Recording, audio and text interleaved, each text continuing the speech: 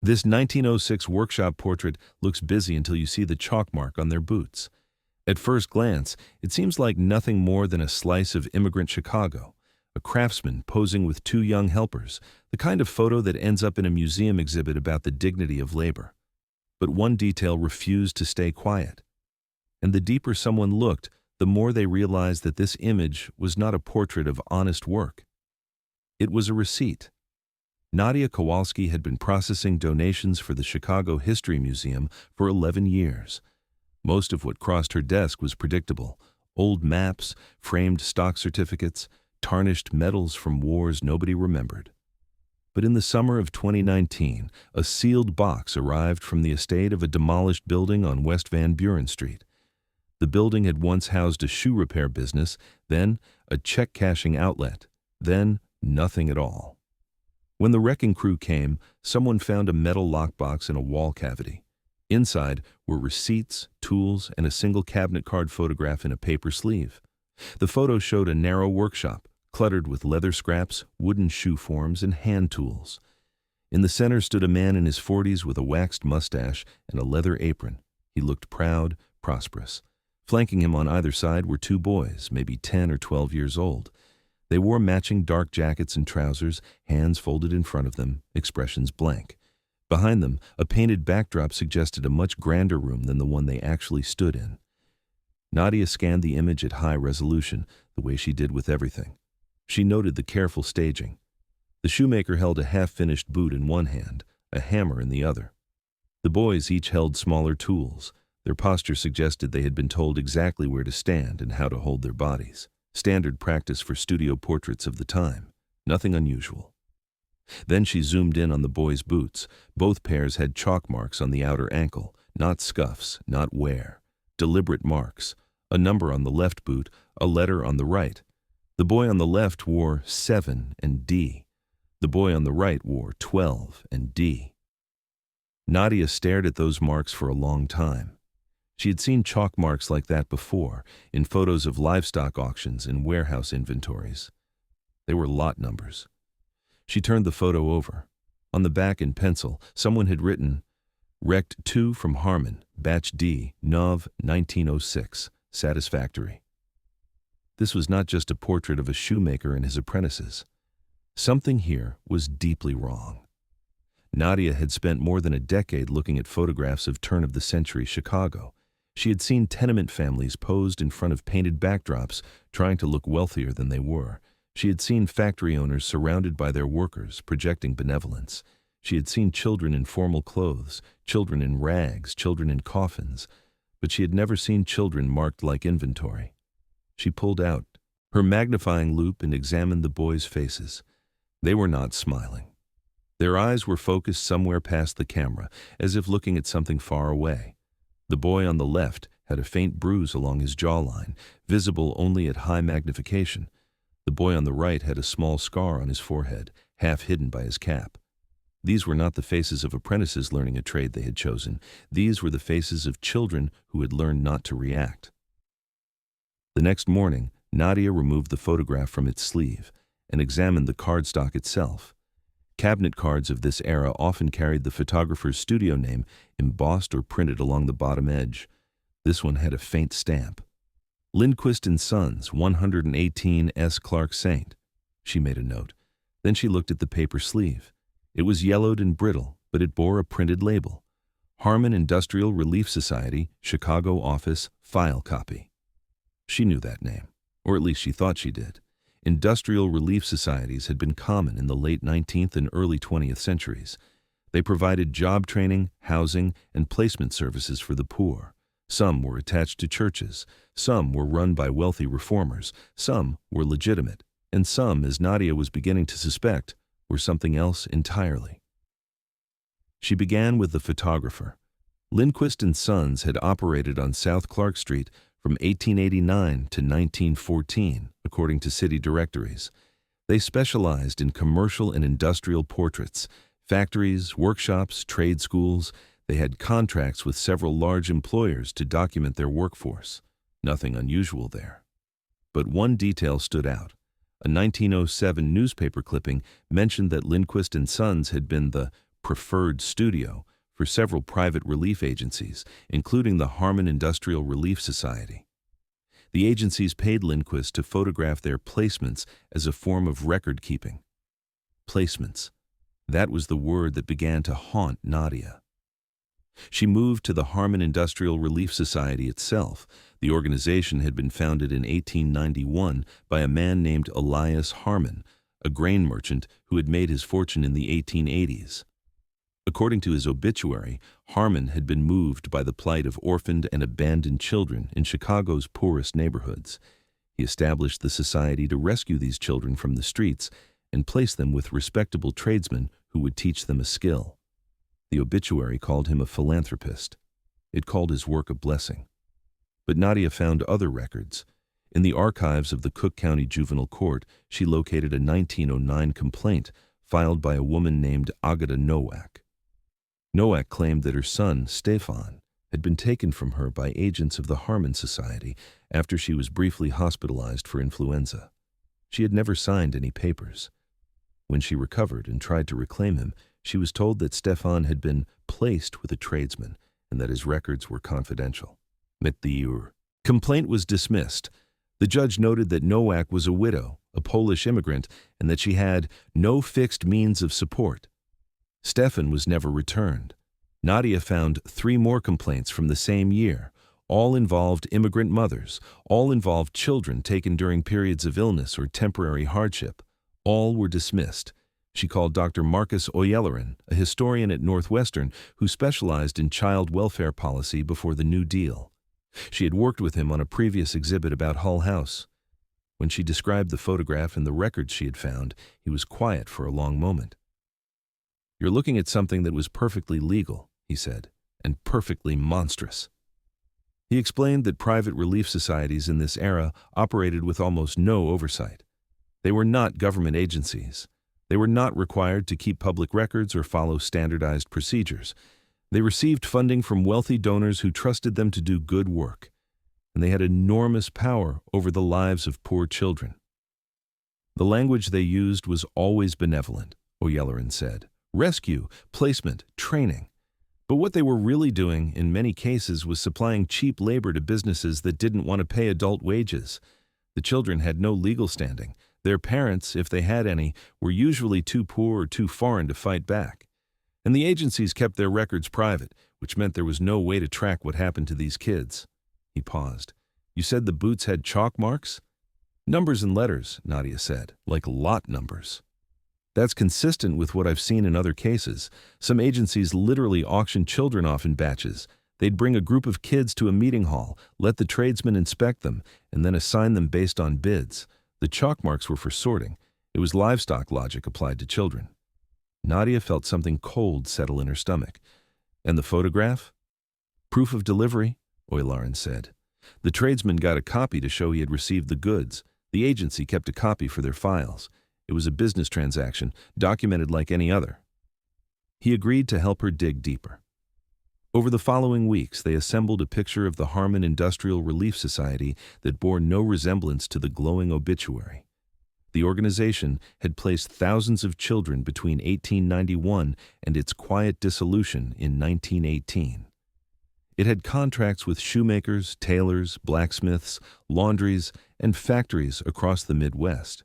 It charged tradesmen a placement fee and collected a portion of the child's notional wages.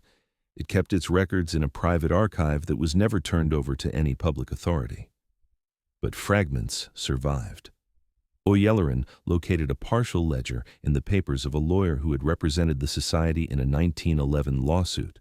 The ledger listed children by number and batch, not by name. It recorded their ages, physical descriptions, and the assignments. It noted which children had been returned for being unsatisfactory and which had been reassigned. It also noted which children had expired, like a lease. The ledger covered only a few months of 1906, but it was enough. Batch D, the batch mentioned on the back of the photograph, contained 14 boys. 2 of them had been assigned to a shoemaker on West Van Buren Street. Their numbers were 7 and 12. Their names were not recorded. Nadia began searching for the shoemaker. His name, according to city directories, was Henrik Bergstrom. He had operated a shoe repair business at the Van Buren address from 1902 to 1923.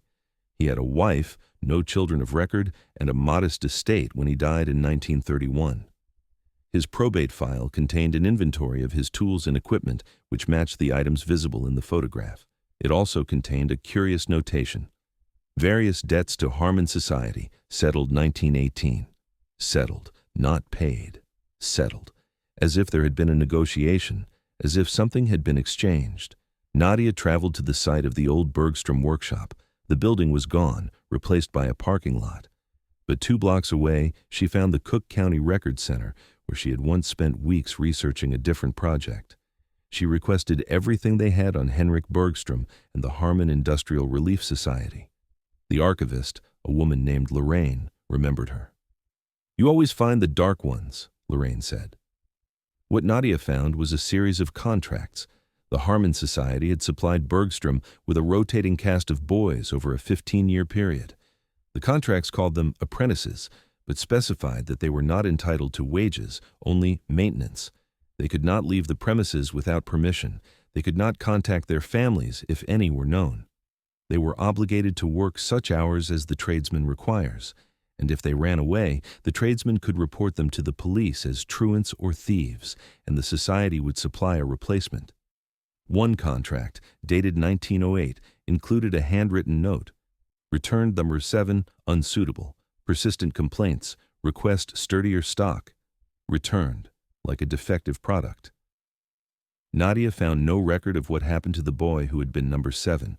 She found no record of what happened to most of the boys in the ledger. Their names had never been recorded. Their fates had never been tracked. They had entered the system as numbers and left it as ghosts. But she found one name. In a 1912 issue of a Polish-language newspaper, she located a small article about a young man named Stefan Nowak. He had been found dead in an alley on the south side, apparently from exposure. The article noted that Nowak had told neighbors he had once been sold to a shoemaker as a child and had run away when he was 16. He had never found his mother. He had never learned to read. He had spent his adult years doing odd jobs and sleeping in doorways. Stefan Nowak, the son of Agata Nowak, the boy whose complaint had been dismissed in 1909. Nadia sat with that article for a long time. She thought about the photograph on her desk. She thought about the 2 boys with chalk marks on their boots, standing in a cramped workshop looking at something far away. She thought about the word satisfactory written on the back. She decided that this story could not stay in a filing cabinet. Nadia brought her findings to the museum's curatorial committee in October 2019. She had prepared a presentation with scans of the photograph, the contracts, the ledger fragments, and the newspaper articles. She proposed a small exhibit, perhaps a single display case, that would use the Bergstrom photograph to tell the story of child labor trafficking in Progressive-era Chicago.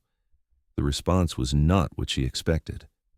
The committee chair, a woman named Dr. Evelyn Marsh, listened carefully and then asked how Nadia could be certain that the Harmon Society was engaged in trafficking rather than legitimate charity work. "The language of the contracts is troubling," Marsh said. "But we have to be careful about imposing modern judgments on historical practices. Apprenticeship was a common and accepted system." Nadia pointed to the chalk marks. She pointed to the word expired. She pointed to Stefan Nowak, dead in an alley at 23. "We don't know that these things are connected," Marsh said. "We have fragments. We have inferences. We don't have proof that any specific child in this photograph was harmed." A board member named Richard Calloway spoke up. He was a retired banker who had donated generously to the museum's renovation. "I think we need to consider the broader implications," he said. "If we present this as a story about trafficking, we're making a serious accusation against a charitable organization that many prominent Chicago families supported. Some of those families are still prominent. Some of them are donors." The room went quiet. Nadia looked around the table. She saw discomfort. She saw calculation. She saw people who were not evil, just cautious, just practical, just worried about money and reputation and the 1,000 small compromises that kept institutions running. "The Harmon Society dissolved over 100 years ago," she said. "Everyone involved is dead." But the narrative persists, Calloway said. If we say that respected Chicago businessmen participated in child trafficking, we're saying something about the city's history that some people will find offensive. We're saying something about the progressive era that complicates the usual story. We're opening ourselves to controversy. Dr. Oylarn, who had come to support Nadia's presentation, leaned forward. With respect, he said, the usual story is a lie. The progressive era was full of reformers who genuinely wanted to help people. It was also full of people who exploited the language of reform to run what amounted to slave markets for children. Both things are true. If we only tell the comfortable version, we're not doing history. We're doing public relations. The committee voted to table the proposal for further review. Nadia understood what that meant, but she had allies. A junior curator named David Chen had been quietly horrified by the committee's response. A graduate student named Aisha Williams, who was researching labor history for her dissertation, offered to help dig deeper. And Dr. Oylarn had contacts at the Chicago Tribune who were interested in stories about forgotten injustices. Over the following months, they built a case that could not be ignored. Williams found more ledger fragments in the papers of a defunct law firm. Chen located photographs from other Harmon placements in the museum's own collection, photographs that had been catalogued as innocent trade portraits, but that bore the same telltale chalk marks. Oylarn connected them with descendants of Harmon Society victims who had been searching for answers for generations. One of those descendants was a woman named Patricia Kowalczyk. Her great-grandmother, a Polish immigrant named Zofia, had lost 2 sons to the Harmon Society in 1904. Zofia had spent years trying to find them. She had written letters, she had visited offices, she had been turned away, ignored, threatened. She had died in 1941 without ever learning what happened to her boys. Patricia had grown up hearing the story. She had always believed it, but she had never been able to prove it. When Nadia showed her the ledger entries that matched her great-uncle's ages and descriptions, Patricia wept. They were numbers, she said. They were never even given the dignity of names. In the spring of 2020, the Tribune ran a long feature on the Harmon Industrial Relief Society. The story included the Bergstrom photograph, the contracts, the ledger fragments, and interviews with descendants. It documented a system in which thousands of children had been taken from vulnerable families, stripped of their identities, and rented out to businesses that worked them without wages and discarded them when they were no longer useful. It named the prominent families who had funded and directed the society. It traced the money. The response was immediate and divided. Some readers thanked the paper for exposing a forgotten crime.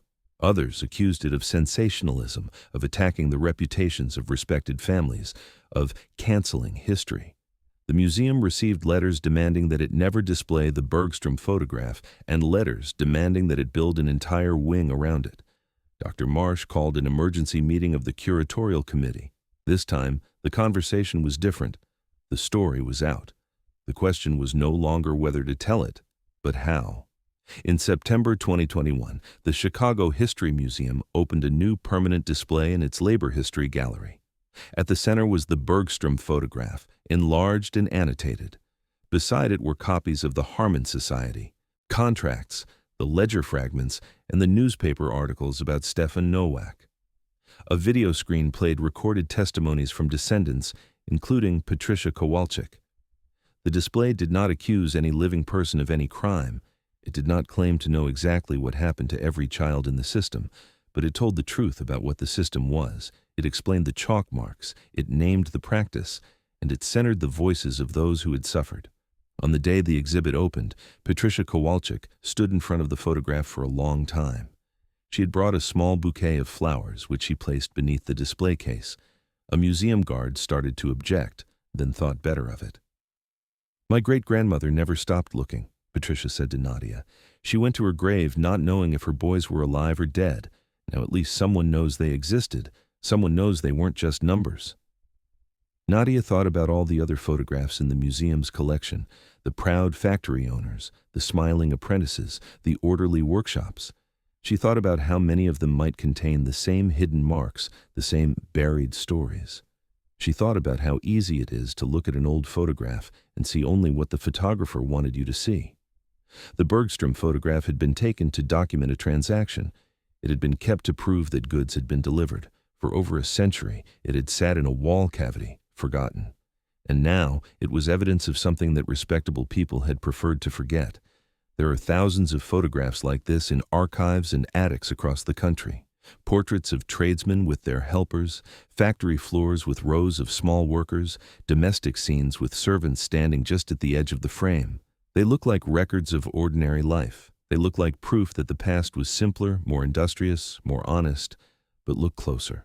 Look at the hands. Look at the feet.